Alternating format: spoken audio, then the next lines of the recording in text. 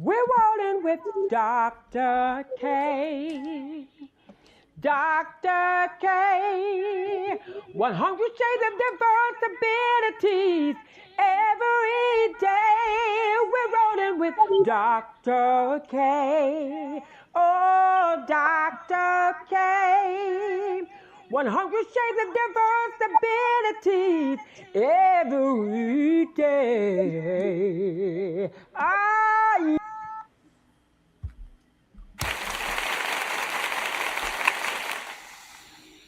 We say thank you to cousin Pat for that. We appreciate her here. We have been rolling on the road for 6 years, and for 6 years, we've had the same issue with technology. So we have been doing this for the last, let's see, 20, 30 minutes trying to get this technology. So if it sounds a little wanky, yep. And you know, we had problems yesterday. Uh, Mr. was Coach Rudy was out in the backwoods of Georgia. But we're grateful. So yesterday we were in Georgia. Today we are back in Grand Rapids, Michigan. Hello, Michiganders. We appreciate all of you who tuned in on yesterday. We were all the way from the East Coast on Maryland, all the way as far over west to Kansas and everywhere else in between. So we thank you for tuning in. We have another guest that's coming. But I want to say welcome. She is no stranger here to Rolling on the Road. We have Dr. Alisa Carter. Yes, everybody, let's put your hands together. And she is the president of the Grand Rapids Business and Professional Women's Club. She has partnered with NAACP Grand Rapids. We're waiting on Clee Jackson, who is the president. Yeah, y'all, you see, I'm rolling big today. I got presidents, and we got all people of color, black men and women. Okay, amen. Amen. And he's going to come, but they are partnering to put on the summit. You see that it is rolling across the the screen. Can you tell a little bit about the impetus of how this came about, this summit, and you working with the NAACP here? Absolutely. So, our club is actually part of a national organization and we have mandates. So we have like this long list of programs that all of the clubs across the country choose from to host in our communities. And the events that we do are free of charge. And Safe Encounters was on the list. And based on everything that's going on in the community, I reached out to President Clee Jackson of the NAACP and said, you know what, I would really love to partner with you and bring a Safe Encounters Community Summit to Grand Rapids. And we had a talk. He said, absolutely, we need it. And what better time to host it than to kick off the Martin Luther King Jr. celebrations in the community? I agree. We want to say good afternoon to Dr. Vatanji, who is tuning in from Detroit, Michigan. Take notes, Ladybug. You guys might want to do something similar. Do you have chapters in other cities in the state of Michigan? Yeah, so actually, so we have clubs versus the chapters because we're not a sorority, but we are a sisterhood. And so we have clubs throughout the country, and we actually have two in Detroit. So for those that are Okay. tuning in from the Detroit area, we have a Detroit club and the New Metro Detroit Club. New Metro Detroit Club, Yes. and then just Detroit. Yes. Okay. So we got that down. So Dr. V, I need you to go look them up and get connected. Now I see that on the flyer you have two sets of panels. Are they all going to speak on Saturday? They are. So what the day looks like is the doors will open at 15:30 Madison. Um, at 12:30 p.m. We'll have some small plate hors d'oeuvres.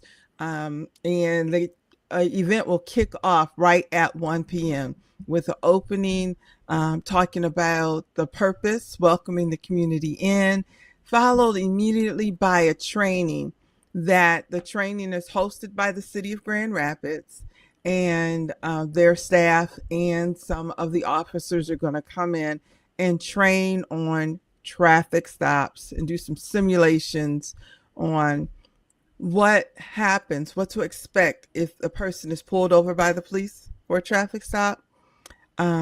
If kids are walking down the street and the police roll up on them, what should they do?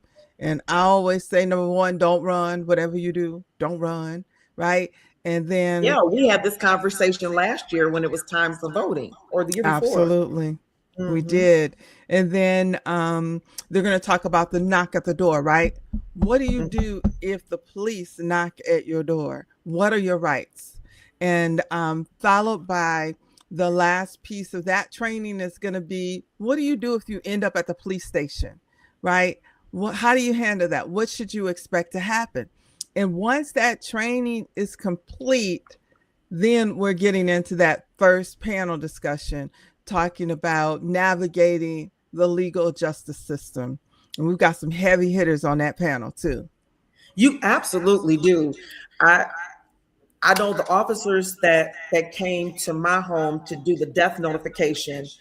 They asked me, could they come in? And I said no. And in fact, and I said, I'm going to shut the door because I need to change clothes, because I was still in my little PJs when they knocked on the door. Wow. Yeah. And they were kind and patient. But then I live in Byron Center also. And so if you don't know,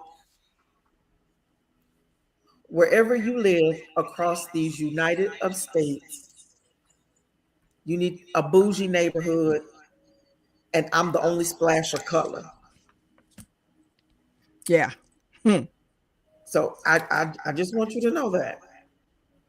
Yeah. So there was some context when I said I shut the door and said no. I said no and shut the door. So I think this is definitely needed. We do have a couple of shout outs here. We want to say thank you to Jason. He just tuned in. He said good afternoon. And to Jessica, thank you. You're beautiful as well. Good to see you guys here online. Now, we did get a comment that said, are you going to do something for the autism community? Wow. That's a good question. I think at this point, I can't. I'm definitely going to take that back to my club sisters, because that is a hot Here we topic, go. right? I would love to do that with our autism families. Yes. You know what?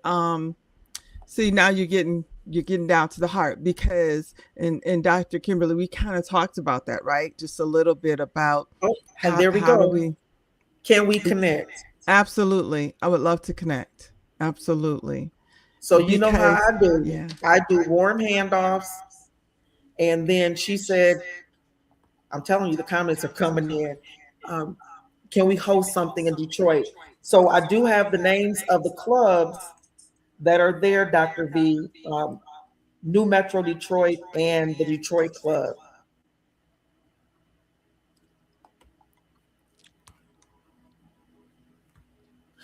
Alrighty. Yeah, because that's such a this panel, the event, right? This is one of those events where I say that if you live in, I'm gonna use for the event for Saturday.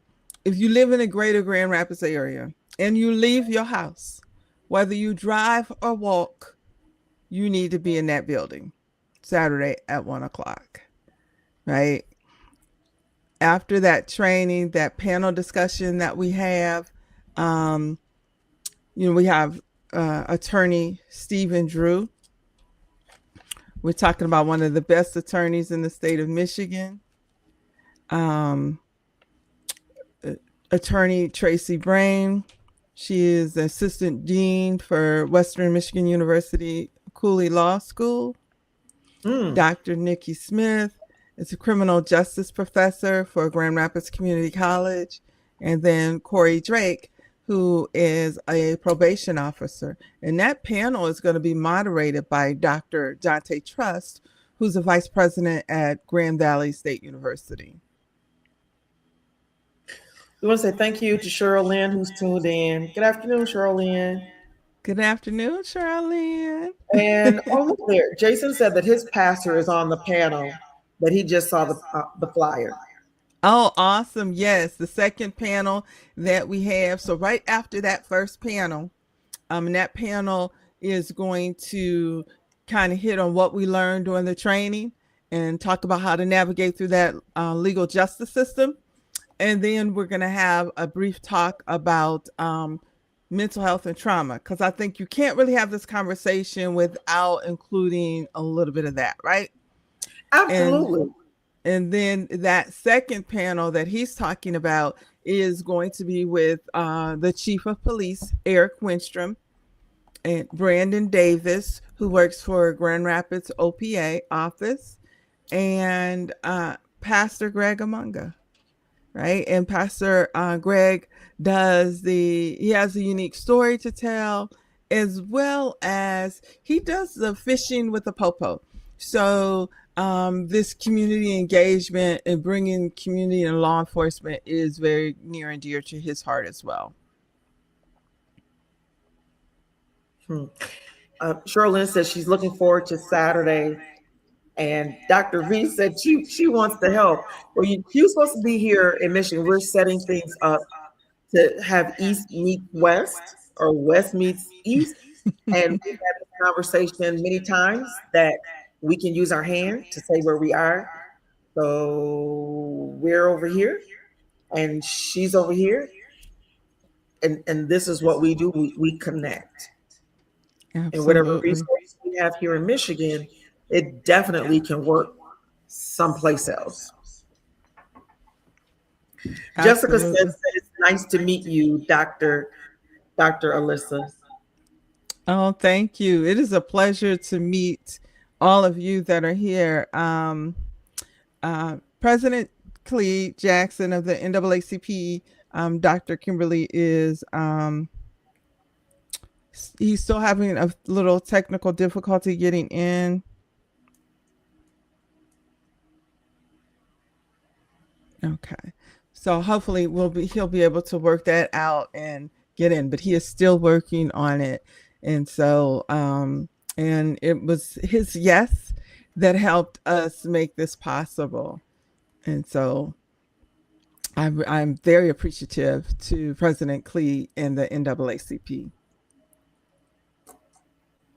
That is amazing.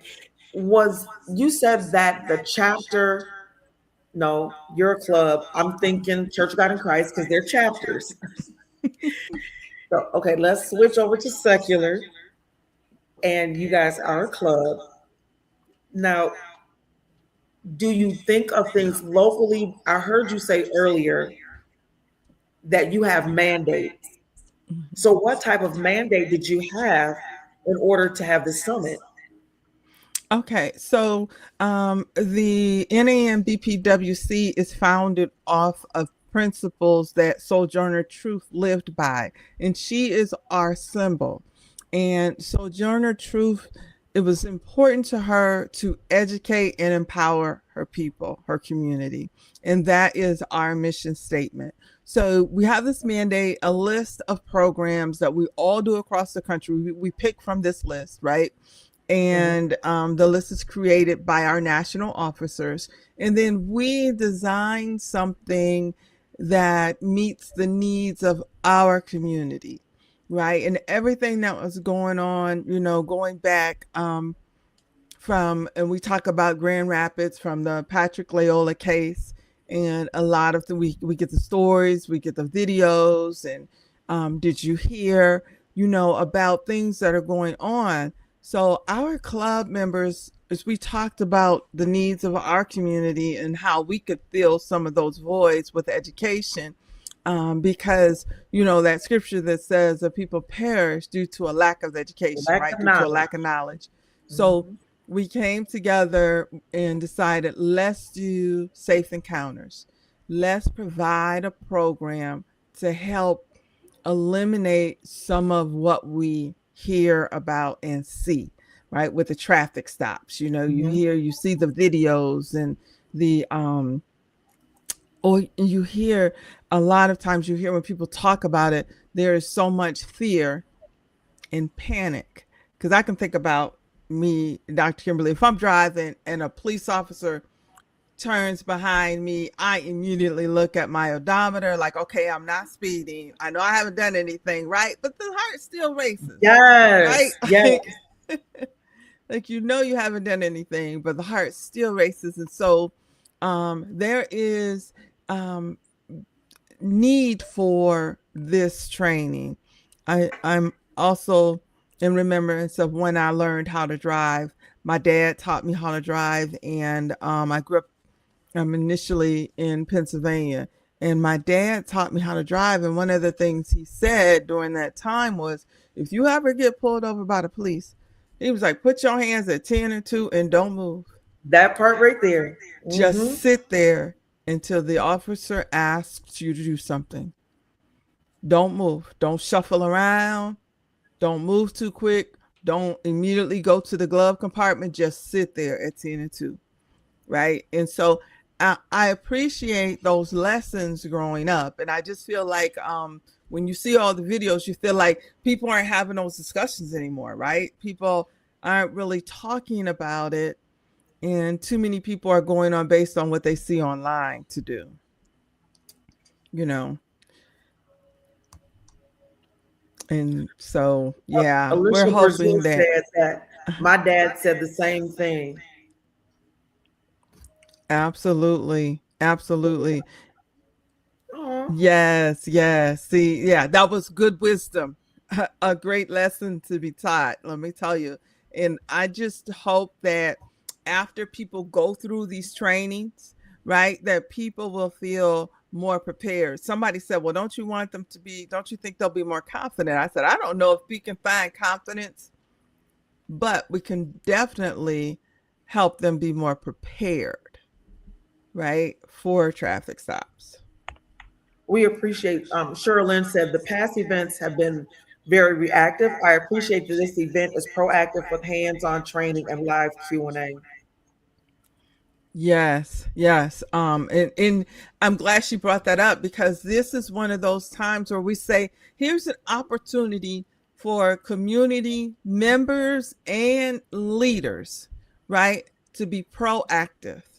When something happens, they sound the alarm and everyone needs to go out, attend the meetings, do the marches. But we're saying, listen, here's an opportunity, exactly what she has in that note, to be proactive. Let's come together and get this education together, get the training, watch the simulations, ask the questions, in hopes that we can avoid something happening where we all have to sound the alarm and come together, right?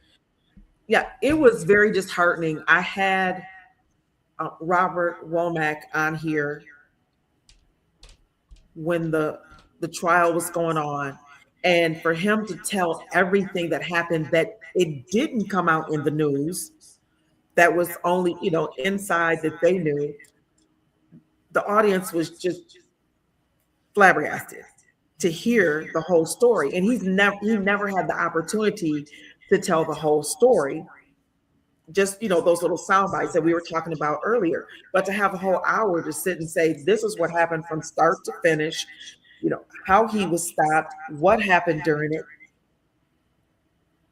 Yeah. just the crying. And then he came back on when they said they were not going to retry the police officer. Mhm. So we, again, another good hour of being able to hear everything and not just little sound bites, because it was very, very quiet after the we're not going to retry him. Right, right. So to be able to have a platform, and I appreciate, Sojourner Truth, to say, you know what, we need to have our own avenue where we have a platform where we can have we can be empowered and our voices can be elevated. Absolutely. This club definitely came along for something like that, um, because that is truly our mission. So about 95% of anything that we do, there's no cost, right? These programs, we offer them free to the community to educate and empower. And then we do a fundraiser. So if there's anything we're doing with a cost, it's because we do some fundraising. We have a fundraiser, and then we have a Founders Day. So our fundraiser, we do something fun, right? So we'll have a murder mystery dinner Oh, party, masquerade dinner party, and you should come. It that sounds fun. is it is so much fun, and so everyone gets dressed. We go out for a nice dinner. We have the entertainment, and the money that we raise for that fundraiser, we use that money to acknowledge and award leaders in the community, as well as give scholarships. And so we give scholarships to high school seniors pursuing further education. And so yeah, and our Founders Days in April. And so, but in that time, we are the highest honor that we give is the Sojourner Truth Award. And so, definitely, we live by that, mission, right? To educate and empower, and feel that this event does just that for those who are in our communities. Oh, there he is. Can you, I think I'm here now. All Yes. right. There is President Clee. Yes, we want to say thank you to Artie Franklin for tuning in. Thank you to Robert Johnson, who's tuning in all the way from Inkster, Michigan. Yes. President Clee, he's no, he, he is not a guest here. He's family. He's been here before. You guys know him. We've had some wonderful conversations together. Now, President Clee, how do you choose your programs and who to partner with within the community? Well, that's a good question, Dr. Barrington. I You know actually, what, sir? That's why I asked it. it really depends on, so we have some priority areas that, we focus on, and key issue areas that we focus on. So that's one way. If it Can you aligns. tell us some of those key issues that you focus on? So this is all really from a civil rights perspective, social justice, and really from a policy perspective. How do we change policy in order to prevent some of the things that have happened from happening again, or people, some of the harm that's being done? And so it's healthcare. So it's actually, so let me back up. It's health equity, it's criminal justice, it is environmental and climate justice, it's economic stability, it's youth and young adult engagement, it is education, and it is voting representation and voting rights. Mhm. Uh, and I think that's, did I say legal redress? 7. So you got 7. Okay, Yeah, legal yeah. redress. So this falls underneath legal redress and education. It does. It does. Absolutely. Yeah. And so there are um, organizations, leaders of organizations, or um, staff that approach us and say, hey, we're looking at doing this program, and we want to know if the NACP is interested in partnering with us. And so that's how this became about with Dr. Carter. She approached me and said, "Hey, I think we are really looking at this, um, having this rolling out this initiative called Safe Encounters, and we would love for the NAACP to partner with us on this." And it was a definite yes. It was a definitely yes, for sure. Because I mean, this work, what they're doing is very important and is very pivotal. We always say, always, especially to my youth and young people, I say, you always want to make it home. Do everything Yes. and that is within reason, especially when you are encountering law enforcement, to make it home. And I always have said this: uh, you will never win the fight on the streets. You just won't. So if law enforcement has caused some level of harm or injury, you fight that. You come to us, or you come to another organization, and and have us serve as an advocate or walk alongside you in that fight, and we take that internally. How many requests do you have a year like that, where people are coming to you saying, "Hey, I had an issue with the police department"? We get a number. We get a number. I don't have an exact number, but we get a number. We get a number of requests of we call them complaints. So we get a number of complaints based on issues with local law enforcement, and I'm talking about local law enforcement throughout Kent County. So I just want to be clear on that. And it's not just oftentimes when I think people hear me talking, or law enforcement, when they hear me talking, they just assume that, I'm specifically talking about Grand Rapids Police Department.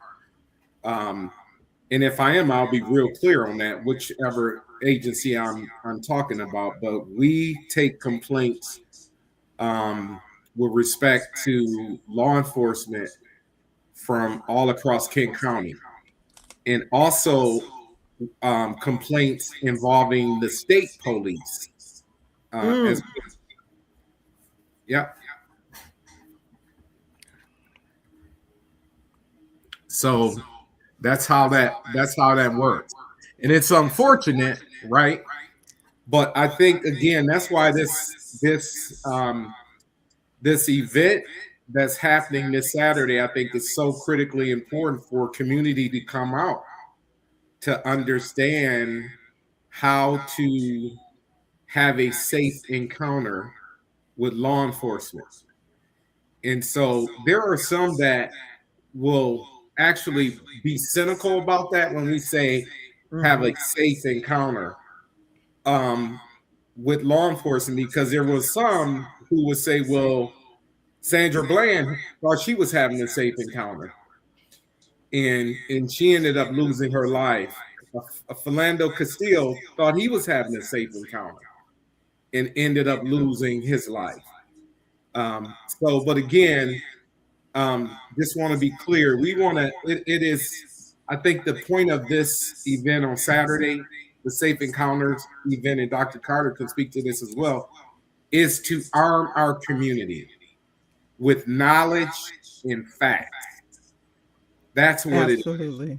And doing everything that's in our control that we can do to make sure that, again, we try to have, to the best of our ability, that safe encounter.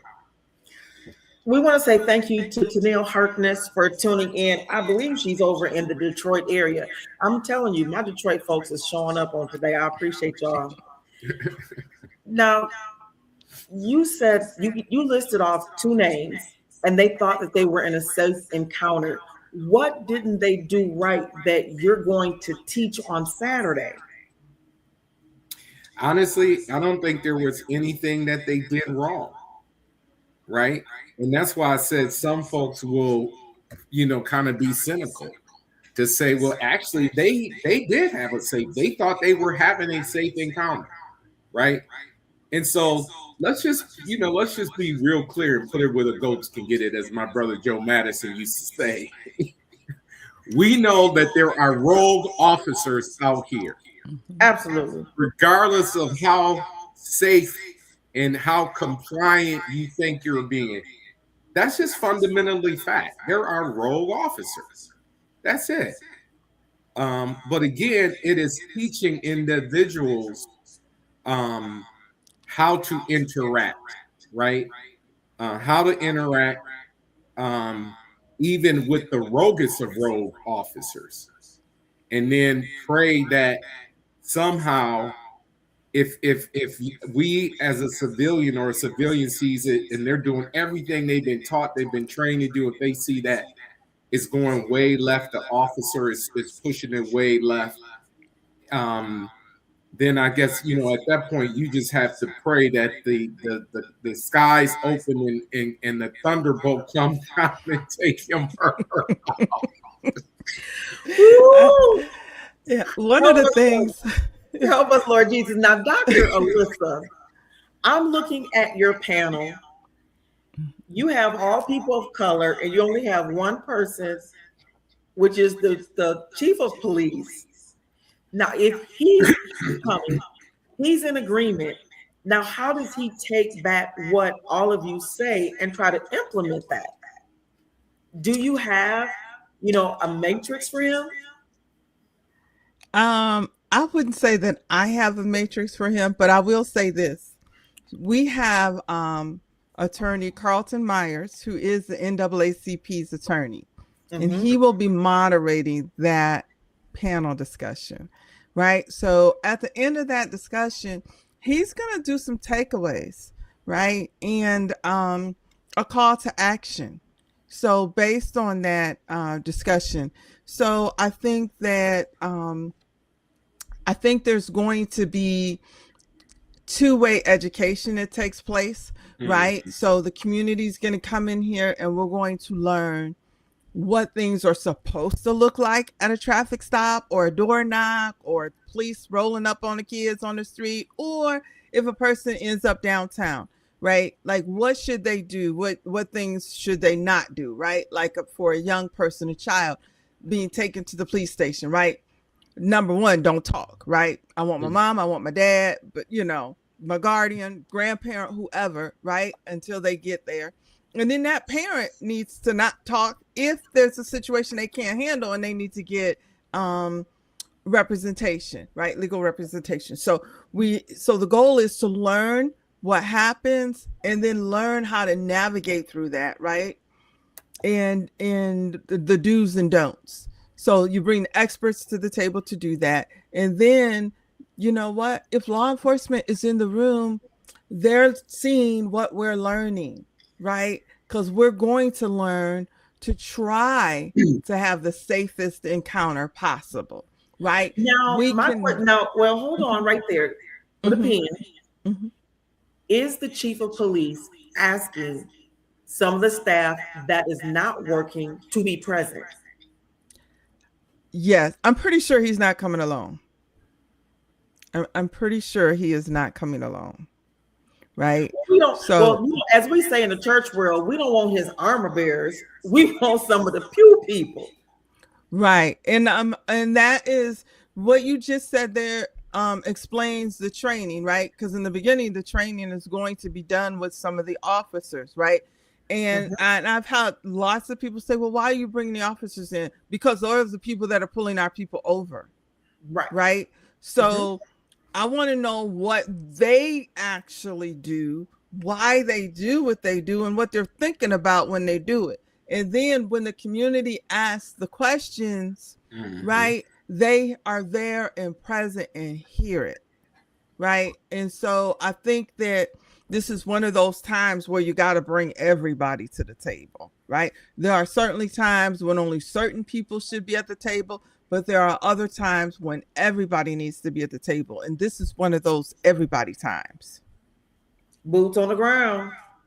Or with me, wheels on the ground. All right. That's right. Wheels on the ground. Yeah, I think that I would love to, in my mind, right? I would love I'm a visual learner and teacher, right? So sometimes in my mind when I think about this event, it goes back to the comment that Sherlyn made, right? Being proactive instead of just reactive. So I think about, wow, this would be great if we could have this Black Panther moment, right? Where everybody comes together and we come to learn, right? The goal is to educate and empower, right? And how do we empower our people? We help them become prepared, right? Because a lot of times stuff happens because out of fear, right? Yeah. Out of the unknown or the panic, the nerves. But what if we could help people be prepared, right? Because then that can de-escalate the individual, right? The community member. And then we can hope that the officer has not escalated before he gets to the window, right? And that we can have that safe encounter. We can have that conversation and do like pastor, y'all know I'm married to a pastor, right? But we can do like President Clee said, right? And go home safe, right? The goal here is that after people attend the event, somebody, if they have an encounter, then maybe the call that President Jackson gets is that they had an encounter with the police, and because they came to this event, they not only went home, but they went home uninjured. Right? Like, can we get some calls like that? There we go. We got some applause on that one. We want to say thank you to Doretha Ardorn for tuning in. We appreciate you for what you do in the community. She has a son. I know for me as a mother, having two fine Black men, that has always been my biggest fear. Yeah. And the youngest son, them white women love him. Oh, they just love him. And I mean, those were some difficult conversations. The heart wants what the heart wants. And you're in the car with these girls, and he's got all of his friends. I will never forget his first encounter. He was a sophomore after a football game. And here he is with all his Black football players and his white girlfriend, and the police pulled them over. Okay, I'm not about to cry. But that phone call and talking him through it. I mean, the conversations that I would have to have with my son, because he went to Forest Hills Northern, he had to always be vigilant. And he had his own car. He had a Volvo. So they're like, number one, you're out here in Forest Hills. You're a Black guy with a white girlfriend. And then you got all your Black friends. And they pulled them all out of the car. And the first thing he's doing, he's on the phone. I got to call my mama. I'm not 18. Was the first thing he said. That was the first thing I told him to do. I said, put your hands at 10 and 2, but when you see them pull you over, you call me before they even get out the car, because I'm on my way. That was how we handled it. I don't know if they have another protocol, but that was mine. We live in Forest Hills. We got 4 Black people, and us, our family,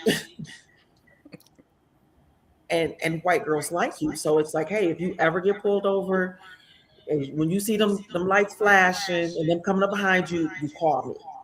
Mm-hmm. You call me, and then at 10 and 2, don't talk back.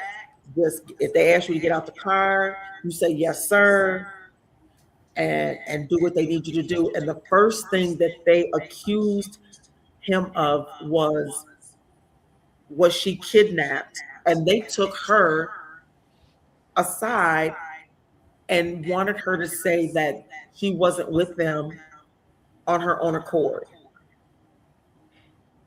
Mm. and that these black boys were going to, take her, and you can figure out the rest of what they said. Wow.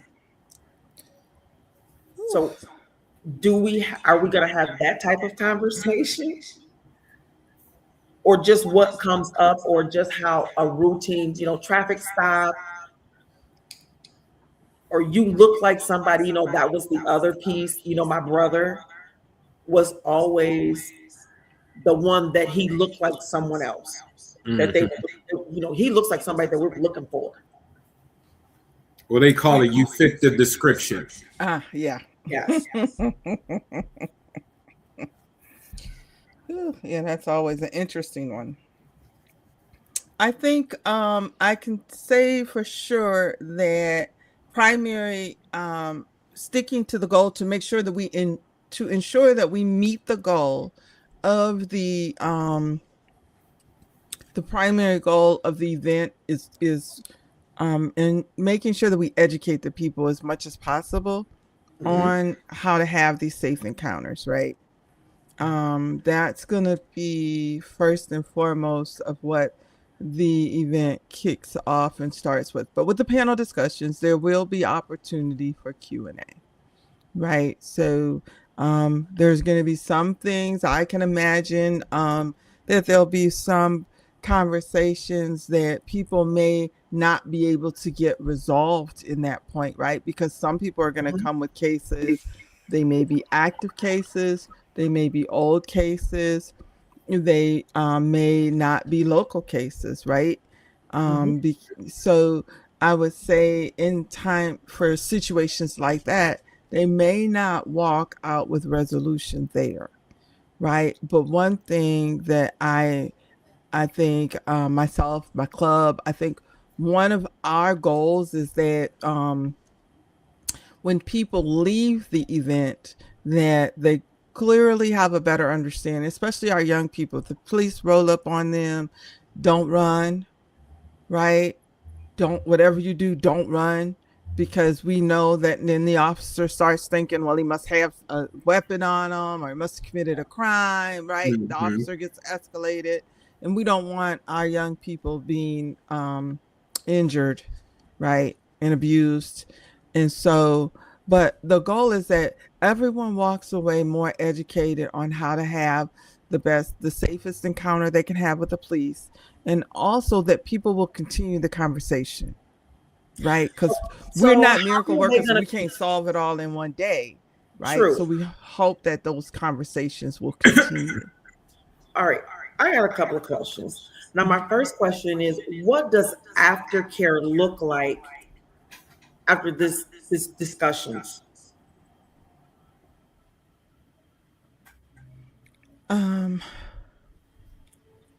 Okay, let me put a little bit more meat on the bone. Okay. During this discussion, it's gonna either pull a scab off of an old wound or put alcohol on a wound that's already open. So what happens? Where's going to be the aftercare?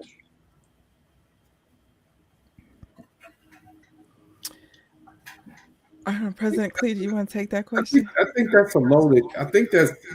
I mean, it's an important question. I think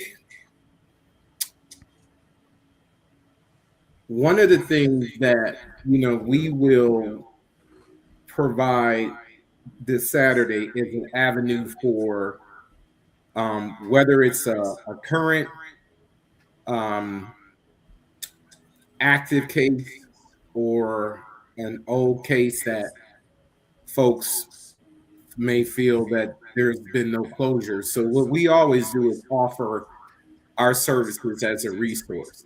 And then also, so that will be offered. We also have a relationship with the Michigan Department of Civil Rights.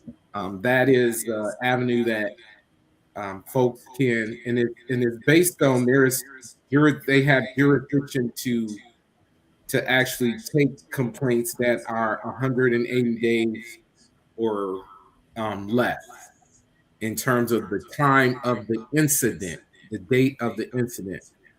So, so we always offer that. We always ask people to come and talk to us. And then sometimes what we found in during our complaints and working with clients is that a lot of times people, or I should say oftentimes, uh, people just need to be heard, right? They just want to be heard. They want to be seen. They want to just tell their story, and then move on, and that provides some level of closure to them as well. It is critically important that the reason why we offer that and we open that, have that as an option for people to come back. Of course, I want to be real clear. We're not taking complaints on site that day. So we'll give individuals who may want to file a complaint, who want to talk about an active case, we'll give them information and we'll follow up with them in terms of scheduling an appointment with our office, right? So we will do that. The other piece of it is we have a relationship with many law enforcement agencies. So even if there are some things, there have been things where we've actually have had to involve the FBI and ask them to come in and look at some things. And so, but it is really, really important to have people to notify us and to file a complaint and on the record complaint with us, and especially when it comes to law enforcement, right? Mm-hmm. Because what that does, even if it's a old, it's if we say we don't even have jurisdiction as an NACP, right? It may, we get things that happened 3-4 years ago, and we say, that's going to be very, very difficult, right? And so, but it's still important for them to come in and to file a complaint, because then we have that on record. And so at some point, just like when not Mike Brown, but when the young man here was murdered. La Jolla? Yeah, Patrick. Yeah, when Patrick Leoya was murdered. And we asked at the time the U.S. Department of Justice to come in and do a pattern and practice investigation on the Grand Rapids Police Department. And we sent that over to them, and there have been many cities that have asked for these types of investigations, and they may not get a response from the Justice Department. But we actually did get a response. They said they were looking at it, they were considering it. So that's why it's important for people to file. I don't care if it's an old complaint, a new complaint, or what have you. So then we have the data, the information that shows that there is a clear pattern in practice, right, of offenses and of criminal activity by law enforcement.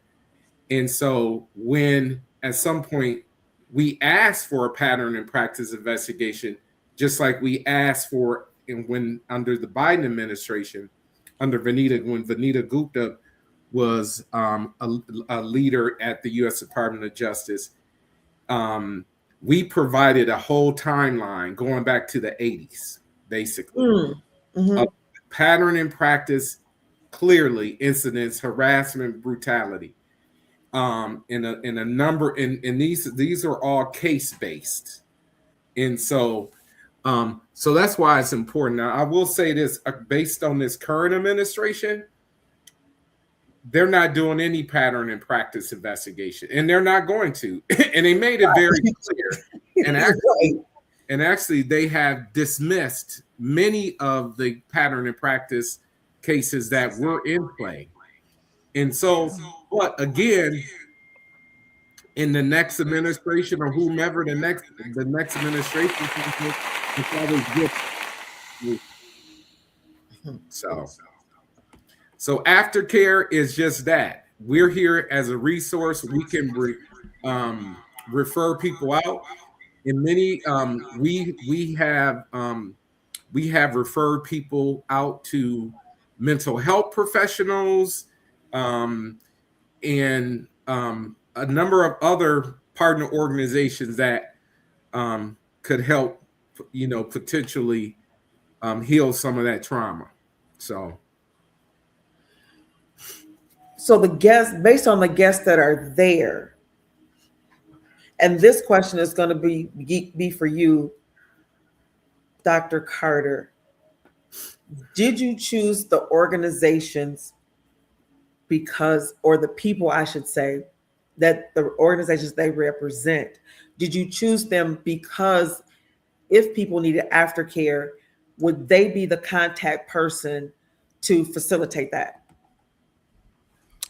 I would say that many of them are going to be a resource to get to the proper aftercare, right? We're going to have some resource tables there, right? So there's going to be, for example, there's going to be some therapists and social workers and things like that are going to have resource tables. There's going to be some in the audience, but some of these panelists are going to be more of putting people in the right direction, right?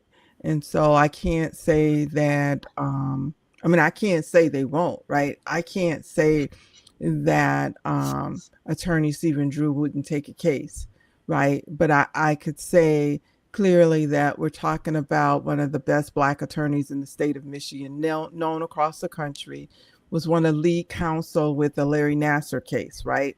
So when you talk about an attorney of that caliber, I can't say that someone he would take a case. I can't say he wouldn't, but I can say that a lot of these resources, these panelists, may be able to direct people and get people headed in the right direction. Mm-hmm.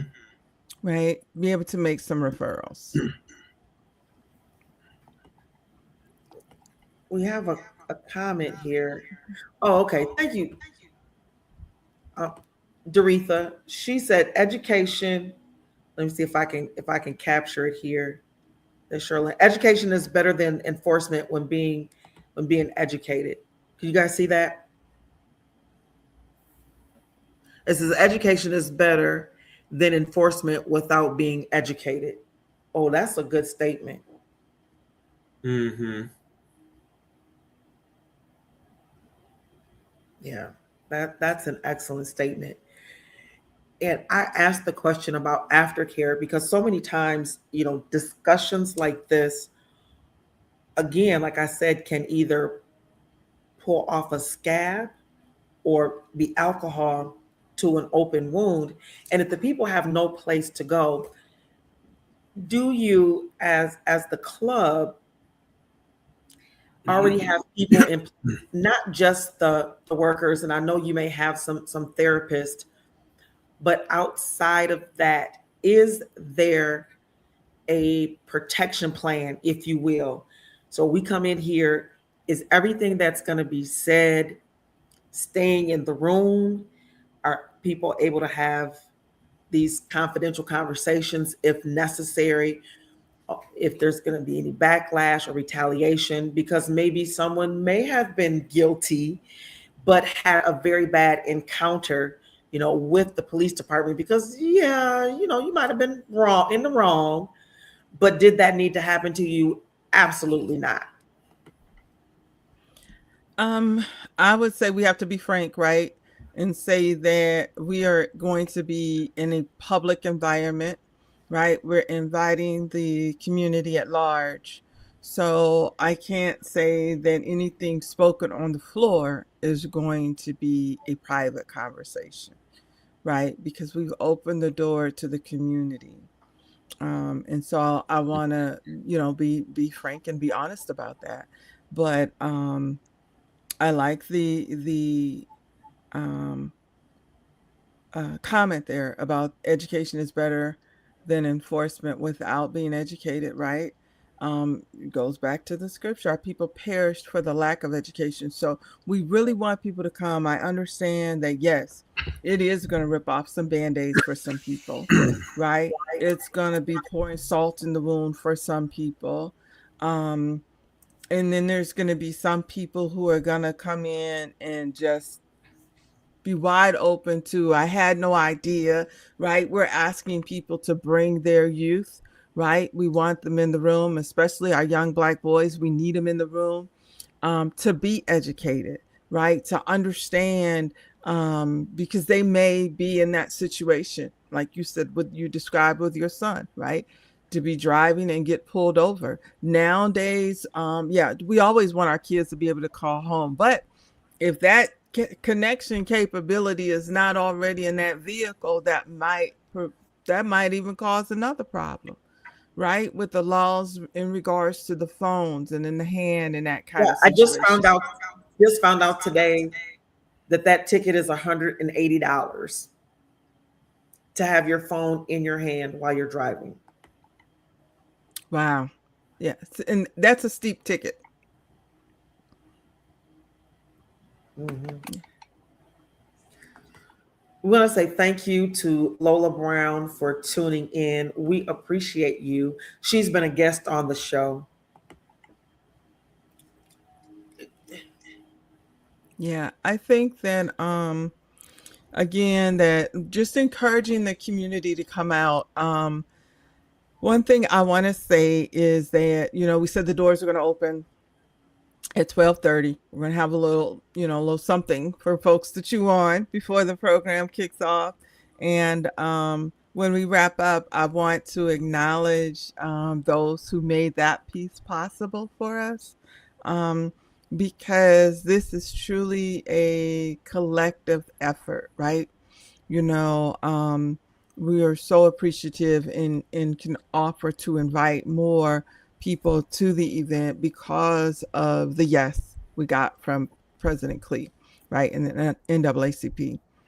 But then being able to even offer the food, right? I just want to, before we wrap today up, I want to make sure that I bring um, some acknowledgement to others who've also come alongside to make this possible, for to help us to be able to provide this for our community, because we did have partners in this event.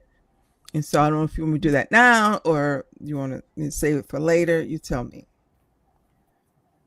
No, I would love to know all of the people that helped to make this happen, because we know one person has the idea, but we need a whole group to push it forward. Mm-hmm. And so I'm just truly grateful for this opportunity to have you on, number one, to have you guys on the platform again. I appreciate you guys coming out, because as soon as you inboxed me, I was like, oh, yeah, absolutely. We need to do a show about this. And I love the fact that we have that opportunity to do it. It's not just a 6 or 9 minute, soundbite, but we had a good hour to have the conversation, even if we had some glitches here, and to have the participation from even from across the state. And it's like, hey, how do we do this where we are? And that's what's important. To me, a big takeaway is that you got somebody else who's watching, and now we can duplicate and replicate it someplace else.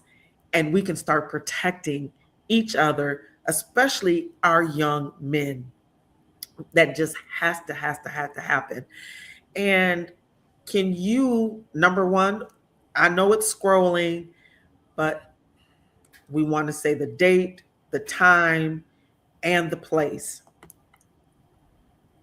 Absolutely. Again, we have this free Safe Encounters Community Summit that is going to take place this Saturday, January 17th, kicking off the Martin Luther King Jr. weekend celebration. It's going to take place at 1530 Madison Avenue Southeast, Grand Rapids. The doors will open at 12:30 p.m. and the program will kick off right at 1 p.m. And so definitely we want to make sure that everyone puts that on their calendars and plans to attend. Tell your family, your friends, your coworkers, your neighbors, Your because cousins and everybody needs to we need everybody, like I said earlier, if you leave your house, whether you walk or drive, you need to be at 1530 Madison on Saturday. and even if you roll, because don't forget the rolling folks either. That's right. Brother Clee, Reverend Pastor Overseer, Okay. Grandmaster Ruler. Okay, I'll take it all. I'll take it all. You know, he our brother at the midnight hour. They think that he just, I know, Clee. Come on, Clee. Come on, Clee. Come on, man. Come on, get in this fight with me. You know, what you got to say, brother man? I think Dr. Carter had said it all. I think we've had a lot of conversation. I would just say, come out. I think that conversation that our sister Aretha put in there, education is better than enforcing without being educated. So I think that says a lot. And I think it's about, again, just really understanding because this essentially is a know your rights training, right? And it will be, I think the nice thing about this is it will be scenario based, and you will have a ton of folks in the room that if necessary, they can provide a level of support system and be advocates for you, like Tracy Brame, who is just a brilliant legal mind, right? Mm-hmm. And is also, by the way, she's tied to an innocence clinic. So people who have been wrongfully convicted, right? And so she's doing a lot of work with respect to that. So I would just say people just come out and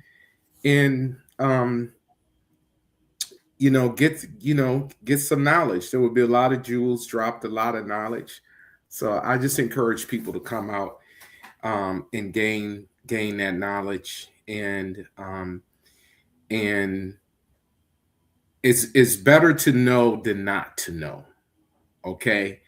So there's a whole other issue with, just like I mentioned earlier, and a lot of folks in my circle and a lot of our young people will say, well, when we do comply, they're still jacking us up, right?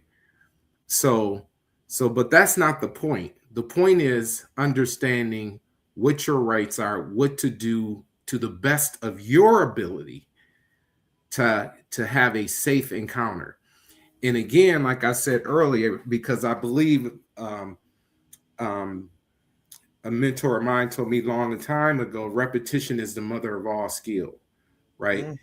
So this is not I just want to be clear, we can do these trainings and we can educate people and know their rights, safe encounters.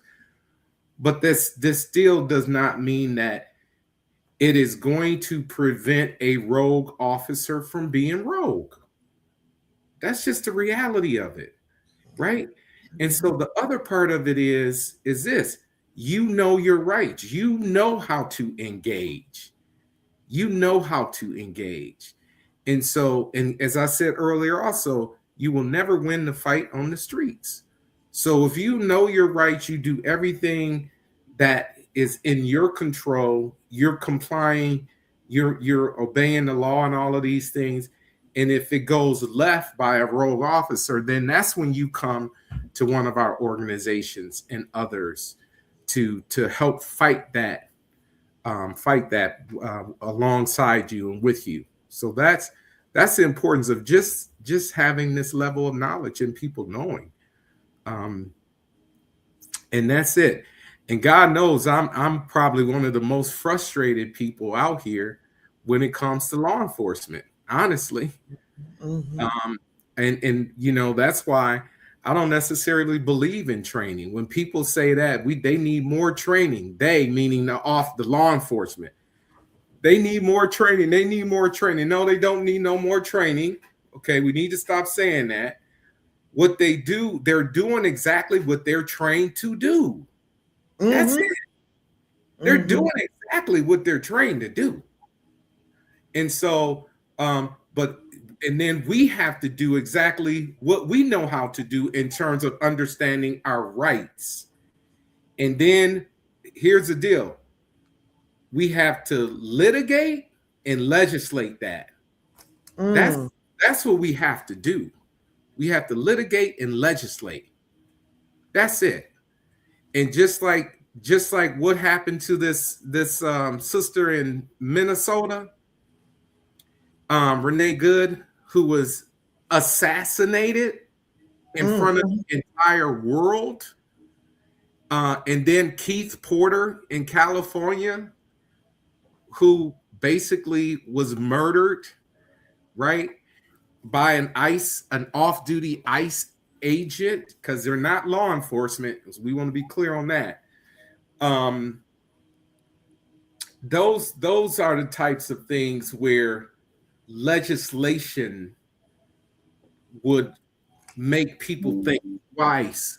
These rogue cops think twice and three times about their actions, because the first thing that's on the floor with this ICE agent in Minnesota is that he has qualified immunity. So he has qualified immunity, right? And see, and those are the things too that, again, legislate and litigate. And so and that's why we have been pushing so hard as an organization, NAACP, and many other organizations, to pass the George Floyd Justice and Policing Act.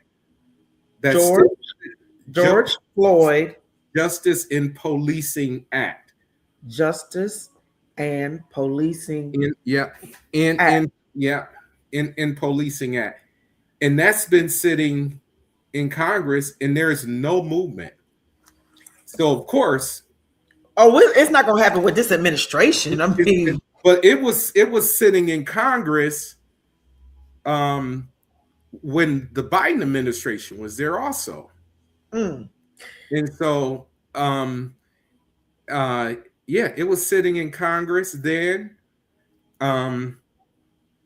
It sure was. So anyway, we have to continue to push those things in the passage of that type of legislation. And of course, it's not going to happen with this current administration. But we got to remember, we are midterms. So a lot could change. A lot could change. Yeah. So is my eyes crossed? Can y'all see my eyes crossed? Right. Got my fingers, my toes, and my eyes. Okay, right? Yeah. Ooh. Yeah. So that's it. And I'm glad that we're starting the year off with this, because typically we have been doing, we in ACP have been doing Know Your Rights trainings for many, many years. And we typically would do them in the summer, right before school gets out, because we know the block is going to be hot Oh yeah. with the law enforcement, right? And so before school would get out, we would bring in a number of attorneys and different things, and really targeting young people, because we know they're going to be out driving, riding their bikes, walking down the street while black and brown. And so I'm glad Dr. Carter said, "Hey, let's do this now," and then also let's actually involve, because I took a little pause, to be quite transparent, on in involving law enforcement, because I'm like, in my thought behind that, I was hesitant, because I'm like, okay, so we're gonna bring in the the Perpetrator. perpetrator, the Yeah. perpetrator, Mhm. and I think that's kind right there. That's politically correct. The That's right. perpetrator. I'll Yes. just use We, that. we The just gonna call him the perpetrator. perpetrator. The Mhm. perpetrators to train the victims, right? But Mm. I get the concept of, yeah, they need to be here, because what it does too is it also brings in that level of accountability, right? And you're talking But about, we got, but come on now, Cleve. I'm talking about what I mean by that. So you're teaching. I guess there are folks who will do that. You can get out here and processize, and then go and do something totally different, right? The next minute. But I think it's a good thing to have them come in and actually feel the pain, you know, feel it, touch it, hear it, and Because the then room will be imbued, it will be just dripping, right. dripping, dripping, dripping. It's Mhm. like walking in the graveyard. You can feel the death, you smell the death. So you're coming into now. How do you think that's going to affect them? I mean, do you think that's is it going to open up their heart, or for those that are more on the rogue side, like how dare they question my authority? I'm doing what I've been taught. Now you want to come over here and have us do something different. Hmm. Are we going to be, what's the song say? They smile on your face. Are you talking about backstabbers? That part. That Yeah, part. yeah. That part. Now I want to ask this question. Okay, before I open up the mic, I want to ask this question of you, Dr. Alisa. Have you thought about it on the flip side, the repercussions of the police? Like, oh, they think that they have all the knowledge now and all our information. And do you think that this will up their game when they deal with us? No, I don't. I think that one thing it's going to do, I think it's going to do a number of things. One of them is they're going to see our community come together proactively, right? As long as our folks are in that room, they're going to see us come together proactively. Number two, they're going to see that we didn't come alone, right? We came with legal advisors, right? We didn't just get any legal advisors. We came with the best of the best, right? And so Absolutely. basically we loaded the gun, like, okay, we loaded our thing, right? And so our panel, we loaded it. And so we're coming proactively, we're coming collectively, but we're not coming alone. And so that once this training, right, like the training, and I tell you, I got to push back on why you bringing them to the table, why they got to be there. And I'm like, because they the ones pulling us over. They the ones pulling our people over. So let's let them show us what they've been trained to do. Because, sometimes people big and bad, they don't care, right? And they show you what they trained to do because that's what they trained to do, right? But I feel like if I know your MO, right? I know how you coming, then I can adjust Mm-hmm. how I Yeah. handle the way you coming. But it's a whole nother ball if I come in green and I don't know what you gonna do or what you normally do. But I can come in, and that's why I said I use the word prepared, right? We want to prepare the community Mm-hmm. for what it may look like, right? And then ensure that they know the options. And like you said, don't try to fight this battle on the street because you'll never win.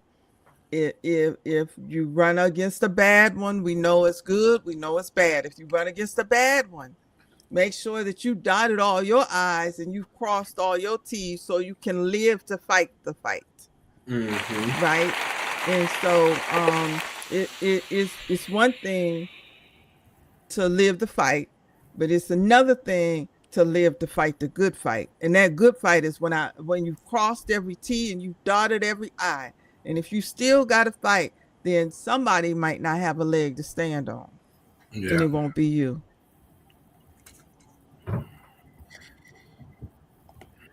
All right. She said a mouthful right there. You both did. Let's see. We got some comments coming in here. Oh, Leonard Eisen says, "You got to live to see another day." Amen. Amen. Mm-hmm. Amen. We want to say thank you to Tony Scott, who is tuned in to watching. I'm gonna tell y'all, this has been a wonderful hour and 16 minutes. And I said it earlier, and I will say it again, that I appreciate, this platform because we can have a full discussion. That it's not a 6 to 9 minute soundbite that's gone tomorrow, and okay, they moved on to the next story, but we actually are living this. These are our experiences. We have the conversation here. Our community is involved. They get an opportunity to see it because this is where they are. We are on 4 platforms: on Facebook, we're on YouTube, and we're airing on uh, Instagram right now for the last hour and 17 minutes. So hopefully somebody somewhere in a whole nother city, in a whole nother state, is saying, you know what? I, I just heard this. Do y'all have this in our city? I mean, we did it at the very beginning. Detroit is saying, hey, can we come over here? Can we get this done over here? And this is what the platform does. This is what it Mm-hmm. does. It elevates and empowers our voices, because somebody somewhere is listening saying, we wanted to be able to do this, but we didn't know how. So now you guys have it, and y'all know how I do warm handoffs, that right after the show I'm going to be in Messenger, and I'm going to put the two ladies, I'm going to put East and West together. Y'all work this out, get it done, and I'll show up and do whatever y'all need to do, and we advertise it here. We'll have the conversation. And I expect, the next couple of weeks, after things kind of settle down, the three of us come back and say, okay, give me some takeaways. What were the takeaways from this?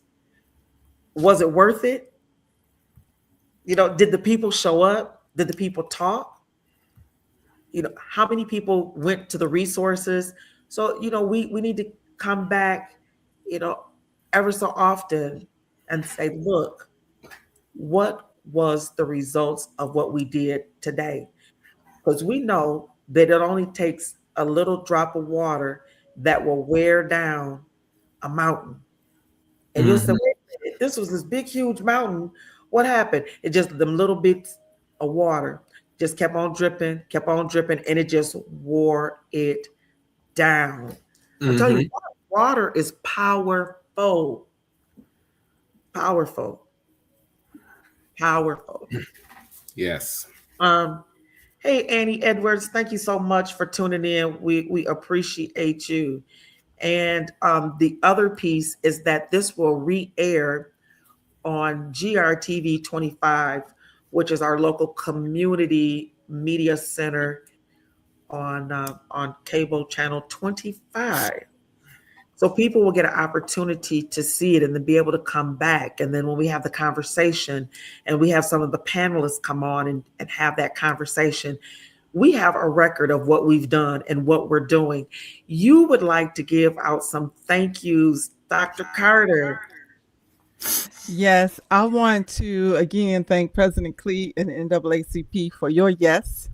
I want to thank Meyer Strategic Solutions LLC, the Beta Omicron Boulay, Brown's Funeral Home, let's see, the Urban League, and the Sisters of Development and Development, as well as Legacy and Love.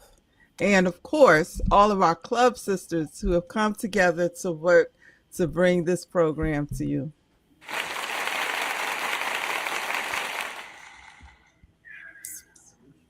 We appreciate all of you.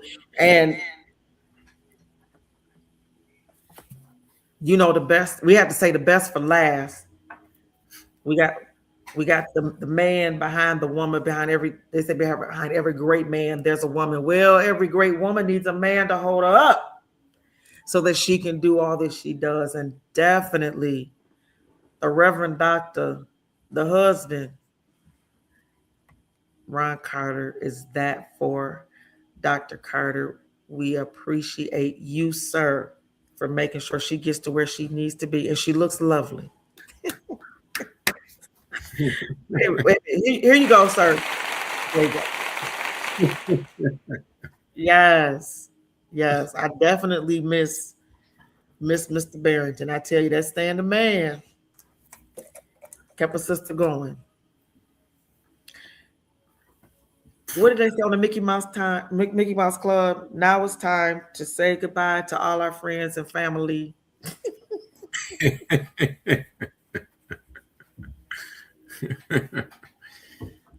Yes, it is. It is. This has been a wonderful 1 hour and 21 minutes, 22 minutes. We appreciate the viewing audience. We love you. We could not be doing this without you. You guys have kept me around here for 6 years. This is the 4th show of the 6th year. Yes. And we keep bringing the information. I want to tell all of you, thank you also for watching and pushing the show with Richard Smallwood. As of earlier today, it was at 10,366 views. Wow. So thank you, thank you, thank you. I appreciate you.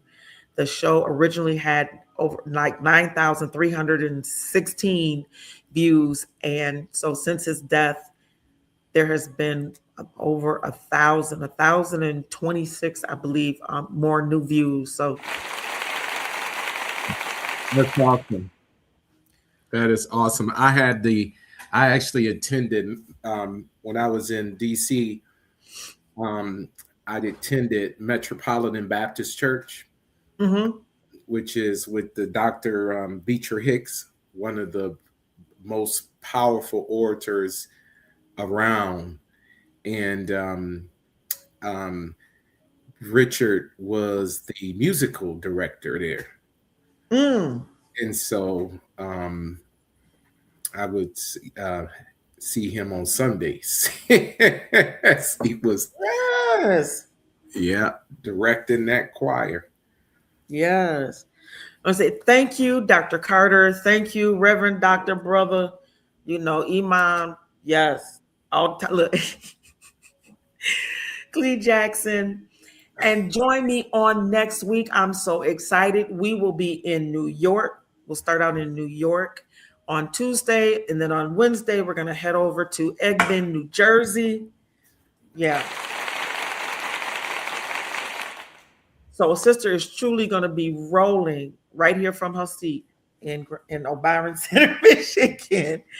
But we will see you on next week. You guys be safe, take care of yourself, and please come out if you're in the area, or even if you're a couple of hours away. It's going to be worth it to come over just to take a look, see, learn something, and take it back to your community. All right, you guys be blessed. We appreciate you. Yeah.